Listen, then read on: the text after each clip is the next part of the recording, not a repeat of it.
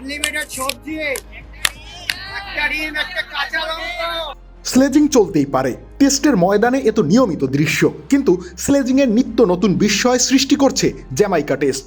বাংলাদেশ আর West Indies কেউ কারো ভাষা বোঝে না, কিন্তু কথা দিয়ে প্রতিপক্ষকে উত্ত্যক্ত করে যাওয়ার প্রক্রিয়া চলমান। দুই দলের কেউই কারো চেয়ে কম নয়।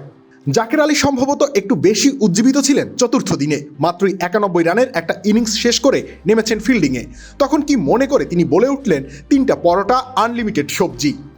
একবার না, কয়েকবার বললেন কথাটা। ক্রিজে তখন কার্লোস ব্রাথওয়েট আর কেসি কার্টি ওয়েস্ট ইন্ডিজের উদ্ধারকারী জাহাজ হামজা ও রুস্তুমের ভূমিকায় অবতীর্ণ হয়েছেন। কিন্তু বোলিং দিয়ে না হোক, মুখ দিয়ে হলেও তাদের বিপদে ফেলতে মরিয়া ছিলেন জাকের আলীরা। লেবুর সুঘ্রাণ আরো বেশি, ত্বকের যত্ন আরো বেশি, চলে আরো বেশি। আপনার পকেটে কি বিদেশি না বাংলাদেশি? কিন্তু প্রশ্ন হলো, 3টা পরোটা আর আনলিমিটেড সবজির বিষয়টা কি? সামাজিক যোগাযোগ মাধ্যম ব্যবহারকারীদের জন্য এটা খুবই পরিচিত ডাক। অতি ব্যবহারের ফলে এটা ইদানিং আসলে বেশ ক্লিশেই হয়ে গিয়েছে। এই কথার সূত্রপাত হয়েছে রাজুদার মাধ্যমে। রাজুদা হলেন কলকাতার শিয়ালদহ স্টেশনের একজন পরোটা বিক্রেতা। 20 টাকায় তিনি 3টে পরোটা, আনলিমিটেড সবজি, একটা কাঁচা লঙ্কা আর পেঁয়াজ দিয়ে খাবার পরিবেশন করে থাকেন। 10 টাকা বাড়তি দিলে একটা ডিম সিদ্ধও পাওয়া যায়। প্লেটে 3টে পরোটা, আনলিমিটেড তরকারি, একটা সেদ্ধ ডিম, এক টুকরো।